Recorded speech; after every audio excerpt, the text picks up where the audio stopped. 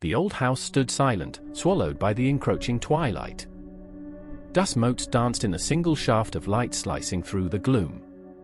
It had been empty for years, a whispered legend of strange occurrences. I'd heard the stories, of course, but never believed them. Until now. A chill, deeper than the autumn air, snaked down my spine. Not a physical chill, but something insidious, something that burrowed into my very soul.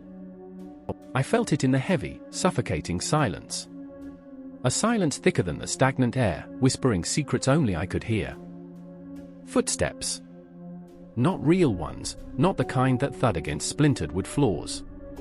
A different kind of sound, a whisper on the wind, a phantom echo. It seemed to emanate from everywhere and nowhere, a chorus of whispers that grew louder, weaving into a terrifying symphony of dread. The walls themselves seemed to breathe, to writhe, their shadows stretching, twisting into shapes that were both vaguely human and horrifyingly alien. The scent of decay, a putrid perfume of the past, hung heavy in the air. Then, a voice. Not spoken, but felt deep within my skull, resonating with an inner dread. My own name, whispered in a voice so cold and devoid of emotion it chilled me to the bone.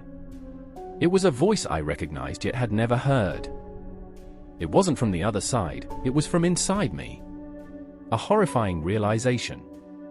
My mind, the very core of my being, was the source of these whispers. My own darkest fears, twisted and amplified by the oppressive atmosphere, were the architects of this haunting. The whispers intensified, turning into the echoing, tortured screams of my own deepest anxieties. Faces, warped and distorted, began to flicker into existence on the walls, their eyes burning with a malevolent hunger, reflecting the fear in my mind. This wasn't a haunted house.